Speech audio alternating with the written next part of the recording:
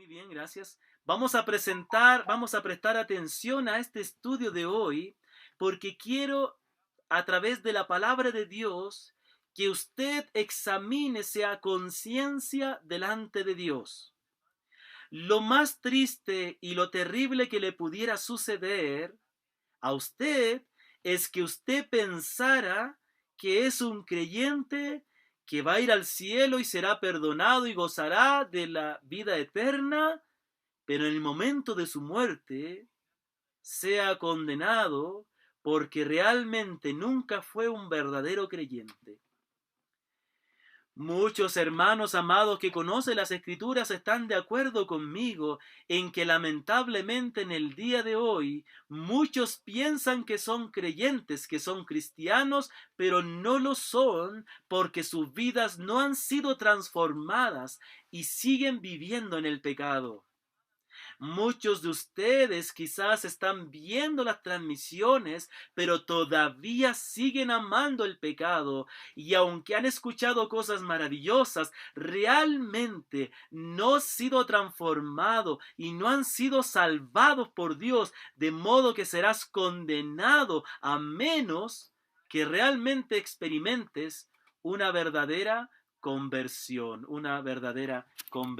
Quiero que prestemos atención a los visuales que les voy a mostrar a continuación. Estaré ahí compartiendo mi pantalla con ustedes. Muy bien. Y la pregunta en el día de hoy que quiero hacerle esta noche es, ¿cómo una persona, o qué es lo que es una verdadera convicción? ¿O en qué debemos basarnos para estar seguros si realmente somos verdaderos creyentes? Siempre que yo me encuentro con alguien, generalmente es una práctica que tengo, a veces se me olvida hacerla, pero últimamente lo estoy volviendo a hacer, que cuando encuentro con alguien que dice ser cristiano, que dice que es cristiano, que es creyente, yo le pregunto cómo fue su experiencia de conversión. No porque la conversión nuestra o nuestra fe esté basada en nuestra experiencia, sino porque nuestra experiencia revelará si realmente nosotros nos hemos convertido al Señor o no. Acuérdese que el Señor dijo, por sus frutos los conoceréis, y que la verdadera fe se va a demostrar en hechos concretos. Pero la conversión, cuando hablamos de conversión, hablamos de aquella obra de Dios en que la persona pasa de ser un pecador perdido a ser, perdón, un pecador perdonado, a ser un pecador perdonado. Esa es la gran pregunta que nosotros queremos hacer esta noche. La pregunta es, ¿en qué basas tu conversión? Permítame un momentito. ¿En qué basas tu conversión? ¿Cuál es la razón por la que tú dices que un día pasaste de ser un perdido, una persona que estaba en el pecado y que iba a la condenación, a ser una persona que ha alcanzado salvación? Bueno, primeramente, permítanme, voy a mostrar algunas falsas razones por las cuales muchos piensan que son cristianos. Falsas razones en las cuales están poniendo su confianza, las cuales no le darán salvación. Así que por favor, presta atención con mucha honestidad. Acuérdate que el corazón es engañoso y tú puedes decir, sí, cierto es, pero a lo mejor tú mismo has creído estas mentiras. La primera falsa razón es por herencia. Aquí tenemos a un bebé sentado en una Biblia. Y hay muchos que dicen, yo soy cristiano porque nací en una familia cristiana. Yo soy hijo de Dios porque yo nací en una familia cristiana donde se amaba y se confiaba en Dios. Entonces, el principal argumento por el cual muchos piensan que son verdaderos cristianos es porque nacieron en un lugar cristiano. Y si bien, antes de continuar, quiero hacer la aclaración que la palabra de Dios sí muestra que hay una bendición para los hijos de los creyentes, que los hijos de los creyentes participan de la salvación y que lo más probable es que Dios obrará para que los hijos de los creyentes también se arrepientan. Esto no quiere decir que automáticamente serán salvos, está diciendo que ellos tienen la bendición de contar con la palabra de Dios de una manera más cercana, pero su deber es convertirse al Señor también. Sin embargo, el hecho de haber nacido en un lugar cristiano no te hace salvo automáticamente. Porque aunque nazcas en un hogar cristiano, en una familia cristiana, todavía naces con pecado. Y naces con esa naturaleza pecaminosa, la cual te condena. Igual necesitas convertirse. ¿Cuál es la respuesta de la Biblia, de la palabra de Dios a los que piensan de esta manera? ¿Cuál es la respuesta de la palabra de Dios para aquellos que piensan que por haber nacido en una familia cristiana no necesitan experimentar una conversión? La respuesta está en Juan capítulo 3. En Juan capítulo 3 se acerca un hombre llamado Nicodemo al Señor Jesús. Pero antes de leer nuestro texto, voy a volver atrás para que no se me distraigan. Nicodemo era un hombre que había sido criado en la fe de la palabra de Dios. Era un judío practicante, ortodoxo. Era un fariseo. Y todo judío era instruido en la palabra de Dios desde la niñez. Pero aunque él creía en el Dios verdadero, creía en las palabras del Antiguo Testamento, cuando va al Señor, el Señor le responde con estas palabras. Jesús le dijo: de cierto te digo, que el que no naciere de nuevo, no puede ver el reino de Dios. ¿Qué le dijo el Señor a Nicodemo? ¿Qué era necesario que ocurriera en su vida? Que si él no nacía de nuevo, a pesar de haber nacido en el pueblo de Israel, a pesar de conocer de memoria la palabra, a pesar de esforzarse por cumplir los mandamientos, no podría ni ver el reino de Dios.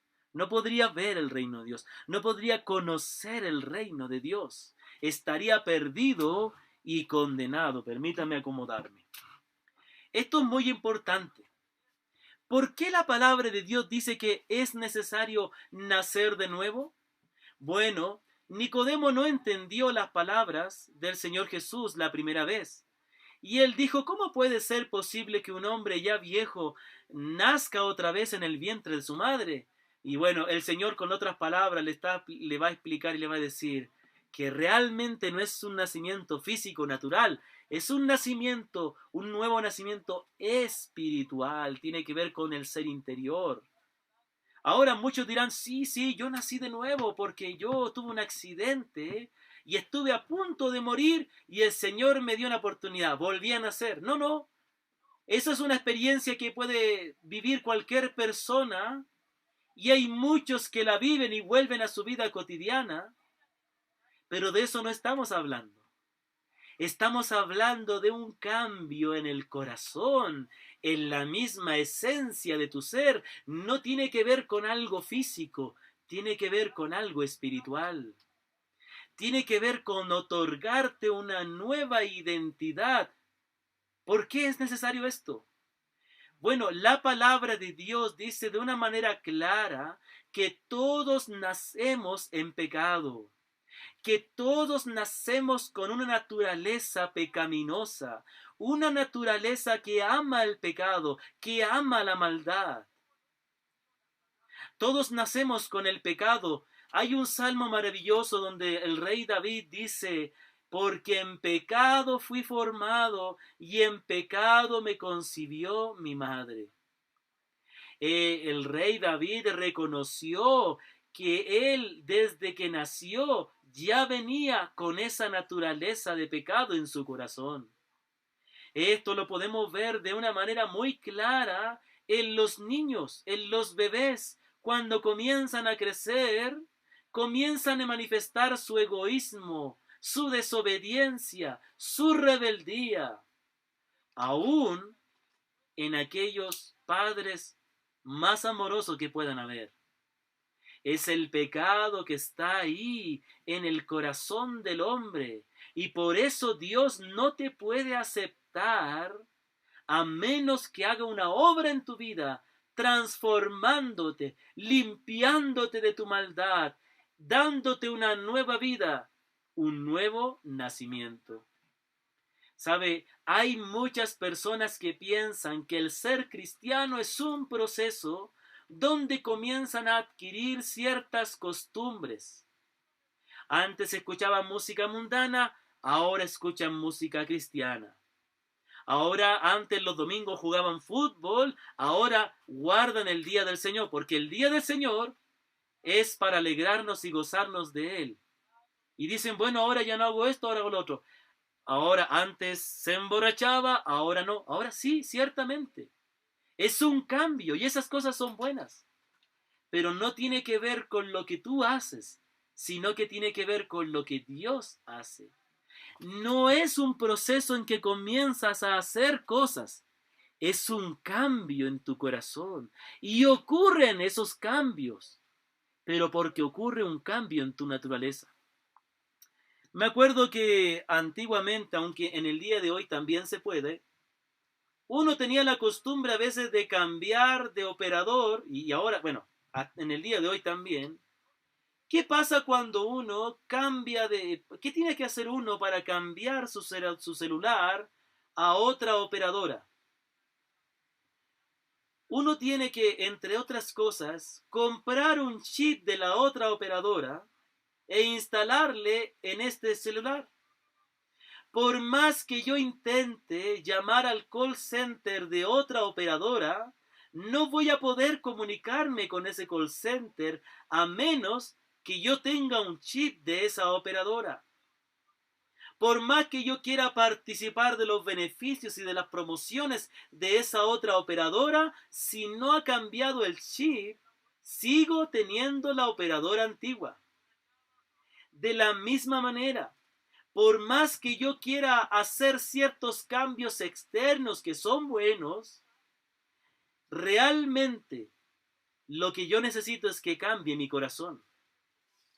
El Señor Jesucristo lo expresó esto en una ocasión cuando Él estaba comiendo con sus discípulos y no se lavaron las manos para comer.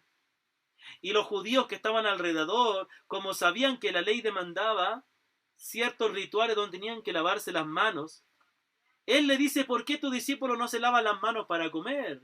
O lo que yo más creo es que a lo mejor no se lavaban de acuerdo a la costumbre de los fariseos. El Señor le dijo, no es lo que entra en el hombre lo que le contamina, sino lo que sale del hombre. Porque de dentro del corazón salen los malos pensamientos, los hurtos, la blasfemia, las guerras, la fornicación y los adulterios. De dentro del corazón salen y contaminan al hombre. Con estas palabras el Señor quiso dar una lección importante, que el verdadero cambio comienza en el corazón. Muchos piensan que por vestirse de una manera diferente, por hacer ciertas cosas, Dios les perdonará. Pero es que no es lo exterior lo que cambia tu interior, es el interior lo que cambia tu exterior. Por eso que es muy fácil confundirse. Dos personas pueden verse igual. Dos personas pueden llevar una vida ordenada ante los ojos de los hombres.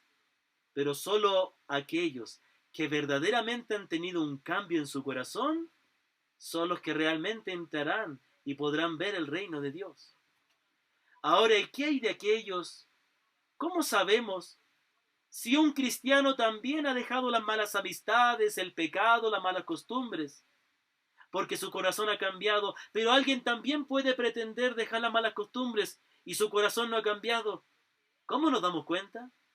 Bueno, déjame decirte algo, que cuando el corazón de alguien no cambia, tarde o temprano volverá a la vida antigua. Es por eso que mi preocupación, estimado hermano, hermana, es que muchos de ustedes confiesan creer en Cristo, pero siguen deleitándose en el pecado y siguen viviendo su propia manera. Significa que aunque vengas a la iglesia, aunque lees la palabra, sabes, en el fondo de tu corazón, tu deleite no es Dios. Tu deleite sigue siendo el pecado, tu deleite sigue siendo el mundo, tu deleite sigue siendo otras cosas, pero haces cosas de cristiano porque te tranquilizan tu conciencia. No, estimado amigo, estimada amiga, tú necesitas nacer otra vez. Necesitas nacer de nuevo.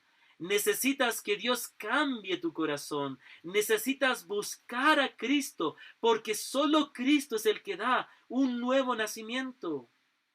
Dice la palabra de Dios, de modo que si alguno está en Cristo, nueva criatura es. Las cosas viejas pasaron, he aquí todas son hechas nuevas.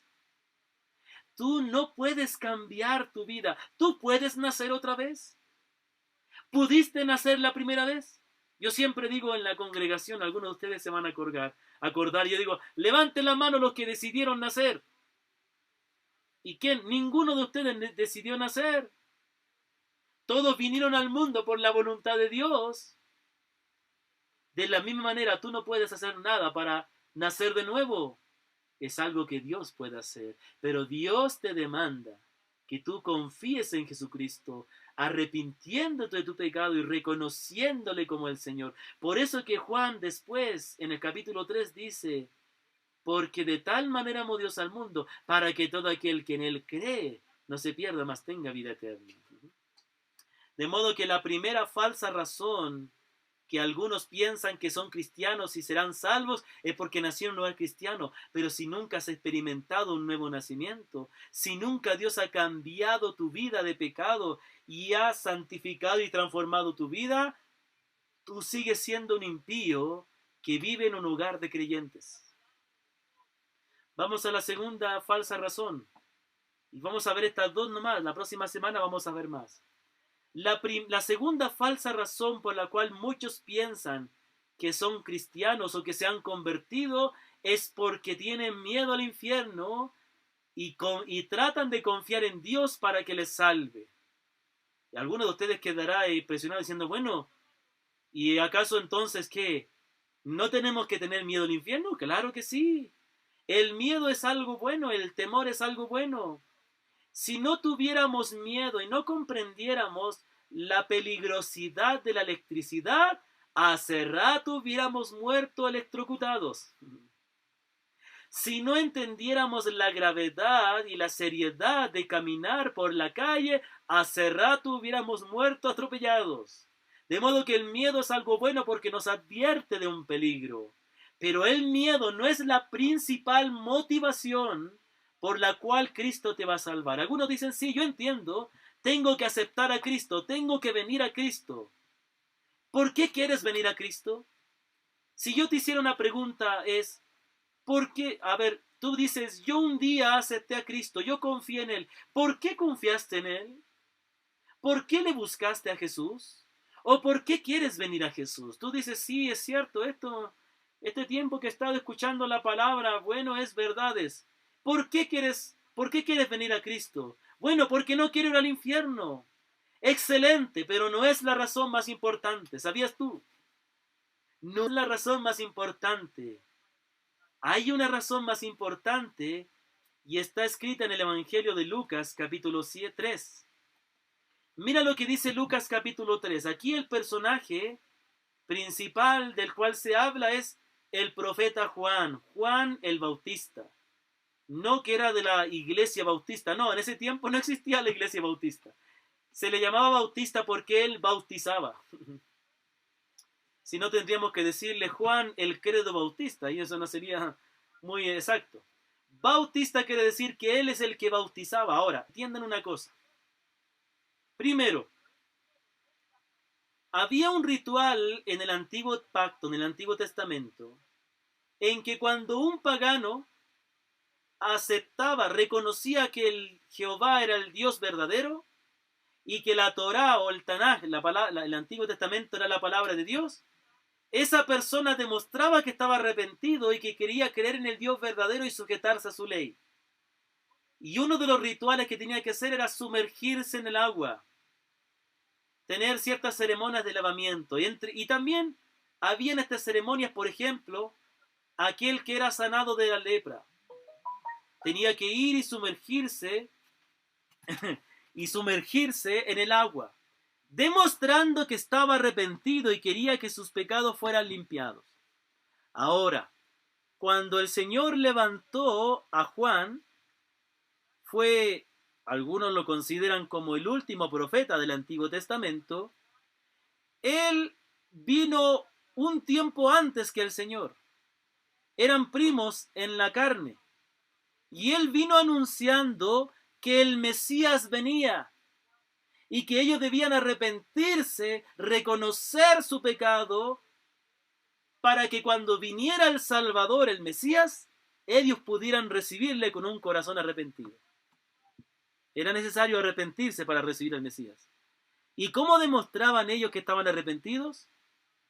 Por medio del bautismo. Cuando iban donde Juan para que le bautizaban, dicen que confesaban sus pecados. Y eso es lo interesante, porque para un judío bautizarse era como decir: yo reconozco que soy tan pecador como un pagano, como un gentil. Y entonces se bautizaba y reconocía sus pecados, para estar preparado para cuando viniera el Mesías. Pero mire lo que sucede en el capítulo 3, versículos 7 al 8. Y decía a las multitudes que salían para ser bautizadas por él. Mire lo que les dice Juan: oh generación de víboras. Yo siempre sé bromear de que Juan no sería un buen pastor, porque todo pastor, cuando viene alguien y dice: pastor, me quiero bautizar, uno se alegra. Imagínese que usted venga un día y dice: hermano Claudio, me quiero bautizar, generación de víboras. Creo que se cambiaría de iglesia. Bueno, si realmente ama a la iglesia, no lo va a hacer. Pero yo tampoco le voy a tratar así. Pero Juan decía estas palabras porque Dios le había dado un discernimiento a Juan. Y mire lo que dice: ¿quién les enseñó a huir de la ira venidera?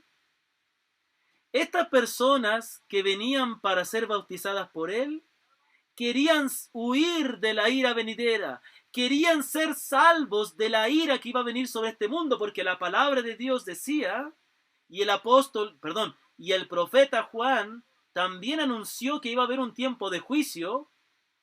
Ellos entendieron el mensaje y querían huir de la ira, ser salvos de la ira venidera. Y la pregunta: ¿y qué hay de malo con eso?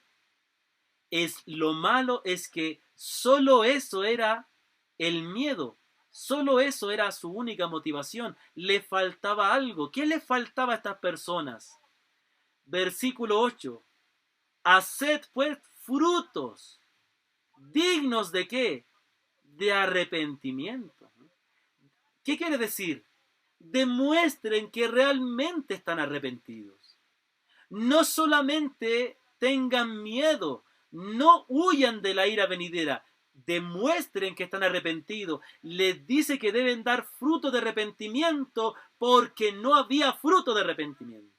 Y si no había fruto es porque realmente, aunque ellos querían huir de la ira, no habían reconocido su pecado. Y arrepentimiento, hermanos, es un cambio total en nuestro modo de pensar y en mi actitud hacia el pecado. No es meramente reconocerlo, es también aborrecerlo, es querer dejarlo y cambiar. En el día de hoy, muchas personas están engañadas y confundidas, y a menos que experimente una verdadera conversión, déjeme decirle que tristemente serán condenados, porque a pesar de que ellos han clamado a Jesús para que les salve, a pesar de que han buscado, realmente no están arrepentidos de sus pecados. Sí, soy pecador, ¿y quién no? Claro, todos somos pecadores. No, ese no es un corazón arrepentido. Yo lo he hecho en algunas veces y lo voy a hacer hoy día otra vez. Escuche, mire, estas son las palabras. Las palabras de la gente de hoy es: claro, sí, soy pecador. Claro, por supuesto, ¿cómo? Hay que reconocer, claro. Todos somos pecadores. ¿Quién no peca? ¿Quién no? Esas no son las palabras que reflejan un corazón arrepentido. Un corazón arrepentido es alguien que ha reconocido que ha ofendido a Dios y se siente mal, se siente sucio y llora por su pecado y aborrece su pecado y por eso busca a Jesús para que le salve. Mire, un ejemplo de lo que es alguien que está arrepentido es el Salmo 51. Este Salmo 51 es uno de los salmos más preciosos y tranquilo que uno de estos días lo vamos a cantar. Ya lo cantamos hace unos días atrás.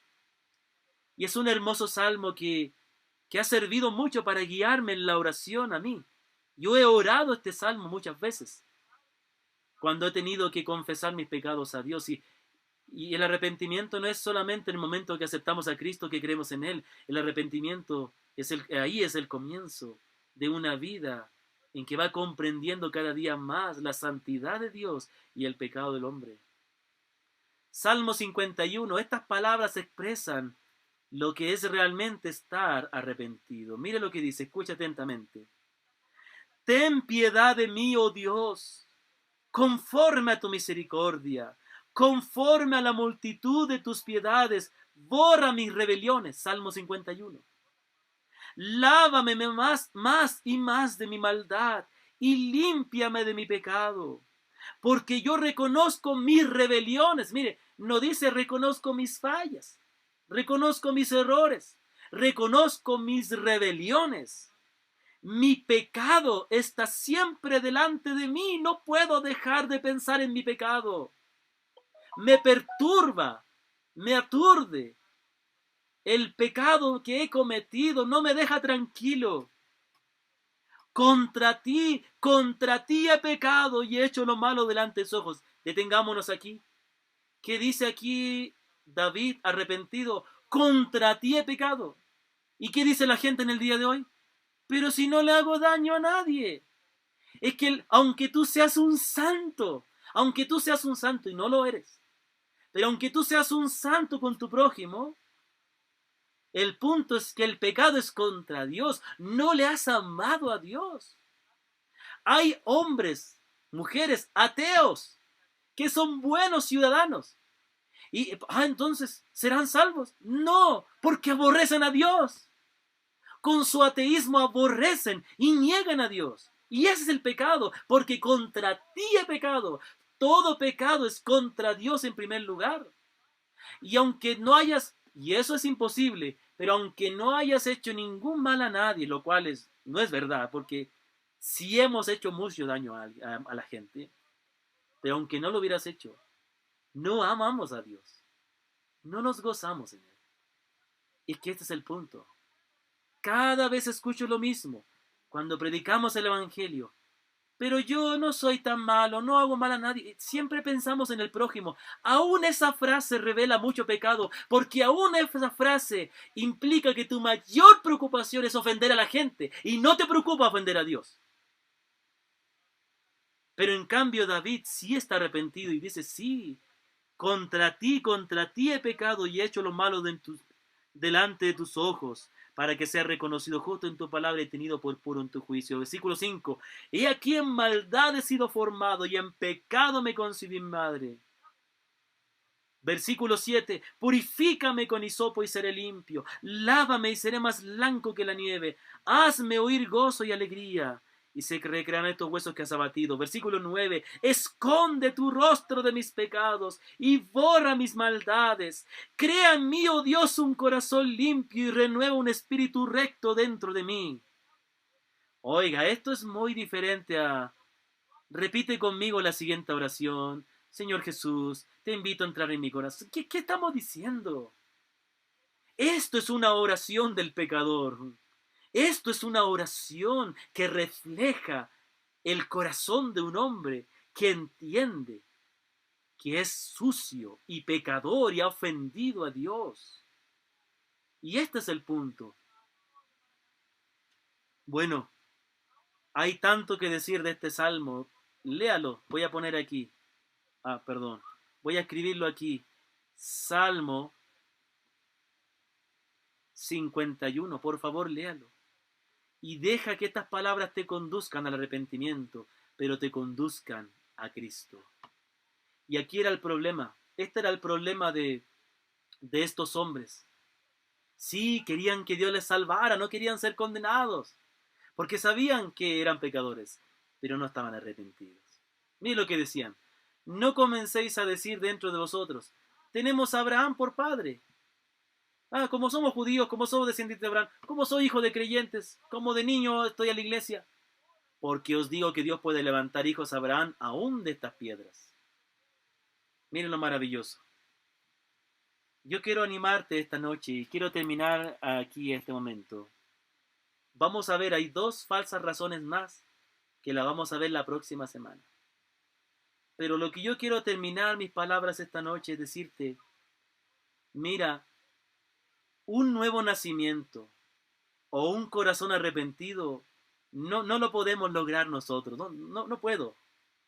Tú puedes tomar tu espíritu y transformarlo y limpiarlo, no puedes. Es una obra que solo Dios puede hacer. Pero Dios te demanda que vengas a Cristo. Arrepentíos y convertíos, dice el apóstol Pedro. Reconoce tu pecado y conviértete a Cristo. Búscale a Cristo, que Él vino a salvarnos. La palabra de Dios dice que el Señor Jesús en la cruz recibió nuestros pecados fueron puestos sobre Él, quien llevó Él mismo en su cuerpo nuestros pecados. Dice que solamente Jesucristo, y dice la palabra que Él también resucitó. Y si Él tiene poder para vencer la muerte, también podrá tener poder para transformar ese corazón egoísta, orgulloso, idólatra, inmoral, incrédulo. Yo quiero animarte esta mañana, querido hermano, querida hermana, querido oyente, que examines tu vida y no tengas una falsa tranquilidad, no te engañes a sí mismo, no seas necio, no te engañes a ti mismo. Examínate y preocúpate por tu alma. Y querido padre y querida madre, preocúpate por el alma de tus hijos. No es lo más importante que ellos tengan éxitos universitarios. No te alegre. Alégrate cuando ellos realmente amen a Dios. No estés tranquilo porque ellos se bautizaron. No estés tranquilo porque ellos realmente están ahí en el culto familiar. Alégrate cuando tú veas un corazón transformado. Predícales el Evangelio. Hablas el Evangelio. Habla del arrepentimiento. Ora por su alma. Hasta que tú veas que realmente ellos aman a Dios de todo corazón. Alguien que ama a Dios no tienes que pedirle que lea la Biblia. Alguien que ama a Dios no tiene que pedirles que se congregue o que escuche la palabra. Alguien que ama a Dios no tienes que andarle jalando para llevar los caminos de Dios. Alguien que realmente fue perdonado del infierno seguirá a Cristo, lo amará. Y Dios te pedirá cuenta por el alma de tus hijos. Un día yo hice esta ilustración y yo me emocioné mucho. Yo un día voy a estar de pie delante de Dios. Y Dios va a hacer pasar a mi esposa y a mis hijas. Y yo no quiero que ellas sean lanzadas al lago de fuego. ¿Cómo estarás tú, querido padre y querida madre, cuando tú estés delante de Dios y tu hijo se ha llevado al frente? ¿Estarás tranquilo? ¿Tendrás la seguridad de que ellos realmente pasarán al gozo eterno? Hace un momento mencioné a mi esposa. Bueno, yo sé que mi esposa es creyente, pero aún como esposo debemos velar para que nuestras esposas realmente conozcan al Señor. Tu esposa se deleita en Dios. Tu esposo, querida hermana, ¿cuántas de ustedes están acongojadas por lo que sufren por un esposo inconverso, pero cuánto has orado para que él se salve? Muchas de ustedes están más fastidiadas por la mala actitud de sus esposos inconversos que preocupadas por la salvación de su alma. Dios también te va a pedir cuentas. Y a mí me va a pedir cuenta también por cada uno de ustedes. Queridos, amados y apreciados hermanos, desde mi corazón con mucho amor, yo me preocupo por sus almas. Muchos de ustedes parece que todavía están muertos. Están en la iglesia, pero no se gozan en el Señor. No anhelan servirle. No aman la palabra. No, muchos de ustedes, padre, a lo mejor ni siquiera te preocupas por el alma de tus hijos, porque ni siquiera a lo mejor tú conoces a Dios. Esto no es un juego. Esto no es cualquier cosa. Tiene que ver con nuestra alma, con nuestro destino eterno. Tiene que ver con este Dios santo, que es fuego consumidor, que es justo, que está irado contra el impío todos los días y que no envió a su hijo de gana. Lo envió para que los que creamos en Él estemos totalmente entregados a Él. Que el Señor bendiga su palabra y oremos y demos gracias. Oh Padre amado.